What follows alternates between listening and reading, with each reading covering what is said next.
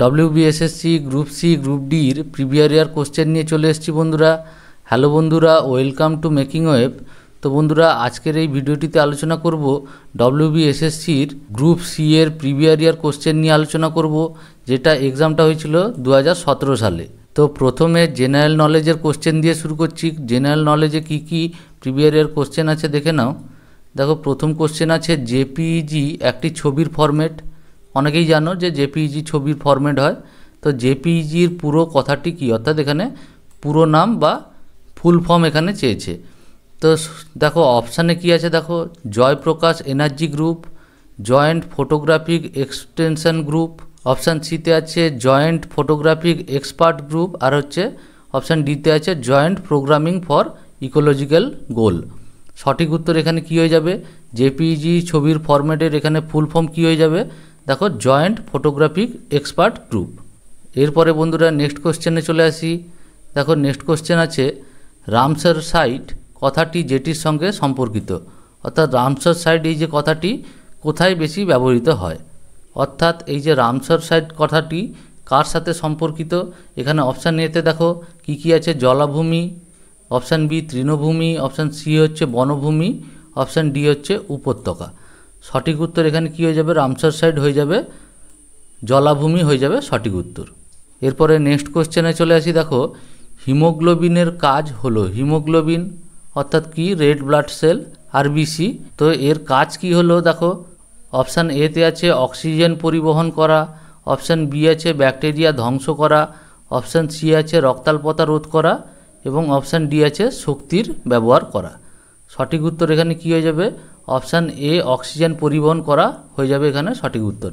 আর হচ্ছে এই যে রক্তাল্পতা রোগটি কিসের অভাবে হয়, এই রেড ব্লাড সেলের অভাবে। অর্থাৎ রক্তে যদি হিমোগ্লোবিনের পরিমাণ কম থাকে তাহলে এই রক্তাল্পতা রোগটি হয়।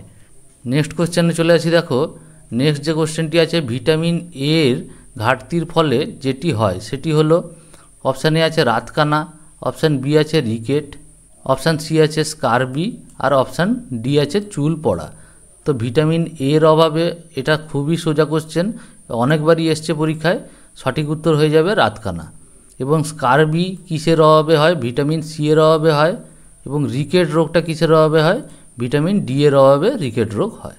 এরপরে দেখো মানুষের শরীরে মোট হাড়ের সংখ্যা হলো কটা, 208টা, 206টা, 209টা বা 204টা। সঠিক উত্তর এখানে কি হয়ে যাবে, এটাও খুব সোজা কোশ্চেন। দেখো অপশান বি হয়ে যাবে, 206টা হয়ে যাবে সঠিক উত্তর। মানুষের শরীরে মোট হাড়ের সংখ্যা হচ্ছে 206টা। নেক্সট কোশ্চেন 6 নম্বর দাগের কোশ্চেনে চলে আসি। মাউন্ট এভারেস্ট কোথায় অবস্থিত, ভারতে, চীনে, নেপালে বা ভুটানে। কোথায় অবস্থিত হবে, মাউন্ট এভারেস্ট হয়ে যাবে সঠিক উত্তর, নেপালে হয়ে যাবে সঠিক উত্তর। এরপরে দেখো 7 নম্বর কোশ্চেনে আছে ধরিত্রী দিবস পালিত হয়, কবে পালিত হয় ধরিত্রী দিবস, 5ই জুন, 22শে এপ্রিল, 16ই সেপ্টেম্বর, 12ই মে। সঠিক উত্তর এখানে কি হয়ে যাবে, ধরিত্রী দিবস কবে পালিত হয়, সঠিক উত্তর হয়ে যাবে 22শে এপ্রিল হয়ে যাবে সঠিক উত্তর। এবং দেখো 5ই জুন এটা কিসের জন্য পালিত হয়, এটা হচ্ছে বিশ্ব পরিবেশ দিবস হিসাবে পালিত হয় 5ই জুন। তো নেক্সট কোশ্চেনে চলে আসি। দেখো নিম্নলিখিত কোন সংরক্ষিত বনভূমিটি পশ্চিমবঙ্গে অবস্থিত নয়। অপশান কি কি আছে, দেখো গরুমারা, অপশান বি মানস, সুন্দরবন, চাপড়ামারি। এই কোশ্চেনে খুবই গুরুত্বপূর্ণ একটা পার্ট, দেখো এখানে নয় বলেছে, অর্থাৎ নিম্নলিখিত সংরক্ষিত বনভূমিটি পশ্চিমবঙ্গে অবস্থিত নয়। অর্থাৎ অনেকে পশ্চিমবঙ্গে অবস্থিত দেখে কোনটা পশ্চিমবঙ্গে অবস্থিত সেইটা করে আসবে, তো এখানে সেটা ভুল হয়ে যাবে। তো কোনটা পশ্চিমবঙ্গে অবস্থিত নয়, কোন বনভূমিটি পশ্চিমবঙ্গে অবস্থিত নয়, সেটি হলো দেখো মানস হয়ে যাবে সঠিক উত্তর। মানসটা কোথায় অবস্থিত, এটা হচ্ছে আসামে অবস্থিত। এবং এই যে চাপড়ামারি যে আছে এটা হচ্ছে কোথায় অবস্থিত, এটা হচ্ছে জলপাইগুড়িতে অবস্থিত চাপড়ামারি। এরপরে দেখো ঝুম হলো, ঝুম কি, এটি একটি লোকনৃত্য, এটি একটি নদীর নাম, একটি উপজাতি এবং একটি চাষের পদ্ধতি। তো ঝুম হলো, এটা হচ্ছে একটা চাষের পদ্ধতি হয়ে যাবে সঠিক উত্তর। তো নেক্সট কোশ্চেনে চলে আসি। দেখো ইলোরা গুহা কোন রাজ্যে অবস্থিত, মধ্যপ্রদেশ, তামিলনাড়ু, মহারাষ্ট্র, উত্তরপ্রদেশ। ইলোরা গুহা কোথায় অবস্থিত, এটা হচ্ছে মহারাষ্ট্রে অবস্থিত, এটা হয়ে যাবে সঠিক উত্তর। এরপরে নেক্সট কোশ্চেনে চলে আসি। মানবদেহের কোষে থাকে 44টি ক্রোমোজোম, 48টি ক্রোমোজোম, 46টি ক্রোমোজোম এবং 23টি ক্রোমোজোম। সঠিক উত্তর এখানে কি হয়ে যাবে? মানবদেহের কোষে যেটা থাকে 46টি ক্রোমোজোম থাকে। আর এখানে দেখো 23টি ক্রোমোজোম আছে, 23টি ক্রোমোজোম অনেকে ঠিক করে দেবে। তো এখানে যদি 23 জোড়া ক্রোমোজোম থাকতো তাহলে এটা সঠিক অ্যান্সার হয়ে যেত। তো এখানে 46টি ক্রোমোজোম যেখানে দিয়ে দিয়েছে, তো এখানে এক্ষেত্রে 46টি ক্রোমোজোমই হয়ে যাবে সঠিক উত্তর। তো নেক্সট চলে আসি, দেখো নেক্সট যে কোশ্চেন আছে 12 দাগের কোশ্চেন। দেখো আলফ্রেড নোবেল উদ্ভাবন করেছিলেন, কি উদ্ভাবন করেছিলেন? এক্স রশ্মি, ডিজেল ইঞ্জিন, ডিনামাইট আর হচ্ছে ডায়নামো। সঠিক উত্তর এখানে কি হয়ে যাবে? অপশান সি, ডিনামাইট হয়ে যাবে সঠিক উত্তর। এরপরে দেখো ভিক্টোরিয়া জলপ্রপাত যেখানে অবস্থিত, কোথায় অবস্থিত? Russia, Australia, Africa, Brazil. সঠিক উত্তর এখানে কি হয়ে যাবে? সঠিক উত্তর অপশান সি, আফ্রিকা হয়ে যাবে সঠিক উত্তর। নেক্সট কোশ্চেনে চলে আসি। 14 দাগের কোশ্চেন, যে গ্যাসটি সর্বাধিক মাত্রায় বায়ুতে উপস্থিত সেটি হলো। সর্বাধিক মাত্রায় কোন গ্যাসটি উপস্থিত? দেখো অক্সিজেন, নাইট্রোজেন, হাইড্রোজেন এবং কার্বন ডাই অক্সাইড। সঠিক উত্তর এখানে কি হয়ে যাবে? সর্বাধিক মাত্রায় নাইট্রোজেন গ্যাসটি সর্বাধিক মাত্রায় বায়ুতে অবস্থিত। এর পরের স্থানটি হচ্ছে অক্সিজেনের স্থান। এরপরে নেক্সট কোশ্চেনে দেখো সিএনজি এর অর্থ হলো, এর অর্থ কি? Converted natural gas, conduced natural gas, conducted natural gas এবং কম্প্রেসড ন্যাচারাল গ্যাস। সঠিক উত্তর কি হয়ে যাবে? অপশান ডি হয়ে যাবে সঠিক উত্তর, যে কম্প্রেসড ন্যাচারাল গ্যাস। এরপরে 16 দাগের কোশ্চেনে চলে আসি। দেখো 16 দাগে এতক্ষণ চলছিল জেনারেল নলেজের কোশ্চেন, এবারে দেখো 16 দাগে কারেন্ট অ্যাফেয়ার্সের কোশ্চেনে চলে এসেছি। প্রথম কোশ্চেন দেখো, ভারতের একমাত্র পরমাণু অস্ত্রবাহী আন্তঃমহাদেশীয় ক্ষেপণাস্ত্র আইসিবিএম হলো কোনটি? আকাশ, পৃথিবী 3, অগ্নি ভি এবং হচ্ছে ব্রহ্মোস। সঠিক উত্তর কি হয়ে যাবে? অগ্নি ভি হয়ে যাবে সঠিক উত্তর।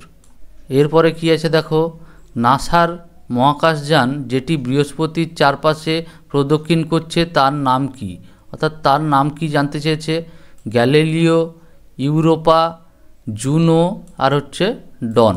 এখানে সঠিক উত্তর হয়ে যাবে অপশান সি, জুনো, যেটি একটি মহাকাশযান যেটা নাসার তৈরি এবং যেটি বৃহস্পতির চারপাশে প্রদক্ষিণ করছে।